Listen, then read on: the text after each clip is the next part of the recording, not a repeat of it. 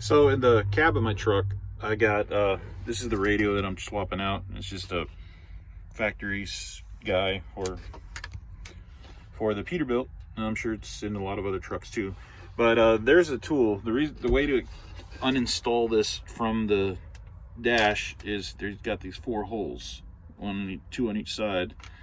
And they actually sell a tool. It's like a little U wire that goes in there. You push it in and it locks in, and then you just you put them in on both sides and you pull the whole deck out. With that, it turns into like a handle. I don't have that, so what I did is I took some pins and I just pushed them in there, and you could feel them when they kind of lock in, and then all you gotta do is pull at the side. I may need to get 2 more pins and do both sides at the same time, but that's how I get them off of me. I need both hands for this, but I'll pull on this side and then I'll try sticking the 2 on that side and see if I can get the stereo out. So be right back. All right, success. Took a little bit of back and forth, but I got them to get the stereo out. So stereo's out. Now I just need to make sure that the harness I bought actually fits this. So here we go. So I got the stereo unplugged, and unfortunately, yep, that's not the same.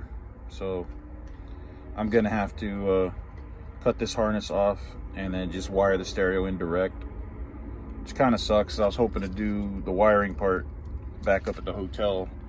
So I actually had to buy a heat gun for the shrink wrap, but yep, not gonna be able to do it that way. I do have a inverter. I don't know if it works, so I might find out. All right, well, shit. So I peeled the tabs back on this guy, and I removed it from here. And I decided with the new one, I'm gonna put it in, right? I'm gonna install it, but I'm not going to fold the tabs out because the stereo will lock in here, and the only way to get the stereo out once, and this isn't my truck, this is a company truck, so whenever I'm done with this truck, when I go back, home, I'm gonna take my stereo out and I'm gonna put their stock stereo back in. So this will just slide in, and it sits snugly enough that it doesn't need to lock in. So that is what I'm gonna do with that.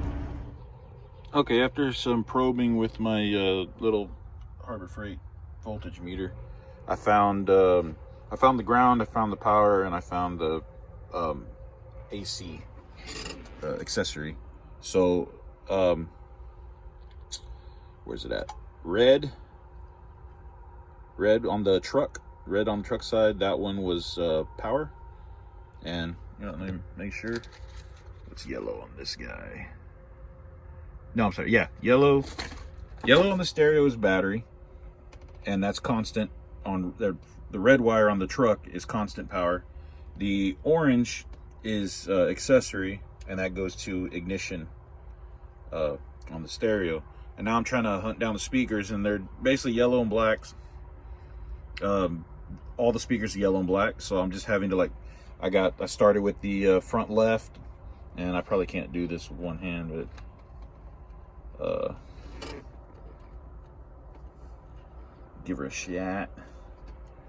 Give her a little shitty shot. Son of a gun. Hang on. All right, so where was I? Oh yeah, so I got that, and that should have worked. Oh wait, did I? Oh, I'm on my Bluetooth, and it won't play music because I'm using my phone to record. So I just go to static. Oh, tuner, that's what it's called. Damn it, keep passing it. There we go, tuner. Now we should hear static on my left front speaker. There we go. There's static. So basically that's what I'm gonna do now. I'm gonna pick a speaker, and then I'm gonna probe them. I'm gonna connect them till I get the right speaker for the right side.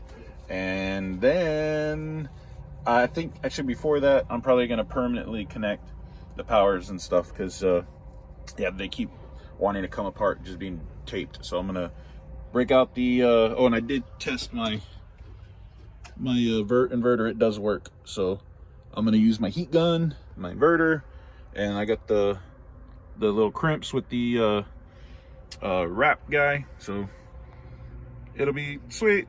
Here we go. Yeah. All right, so it's just finally getting dark out here. I'm in a hotel parking lot, by the way, and got them all working, all 4 speakers, and there's my mess. But with this Peterbilt, the speaker wires, they were all yellow and black. Black being negative, yellow being positive for the speakers, but it didn't identify which one. So what I had to do is go into the settings of the stereo and turn the fader all the way to one side and turn the balance all the way, you know, to either the front or the rear or left or right, whatever fader is front to back, balance is left to right. So I would isolate each speaker and then connect the right wires and test it till I found which speaker, you know, worked. So which one was for the right, you know. So it works. Works perfect. And I got FM working.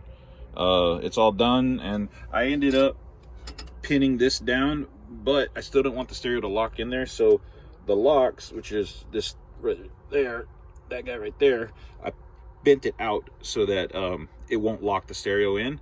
So whenever I do decide to, you know, whenever I get out of this truck after a few months, I'll pull it out, and I still got the old connector and the old stereo, and I'll wire the old one back in. But this stereo wasn't very expensive. It was clearance, it was open box clearance at Best Buy. I think it was like 65 bucks, something like that. So I don't know, I might even just leave it in there. It's not that big of a deal. But yeah, I'm so glad I won't need all this clutter anymore. I'll just have my phone holder, and it'll work. So thanks for watching. Hope it helped. It probably didn't, but there you go. Oh yeah, I almost forgot. I still got to heat shrink all this.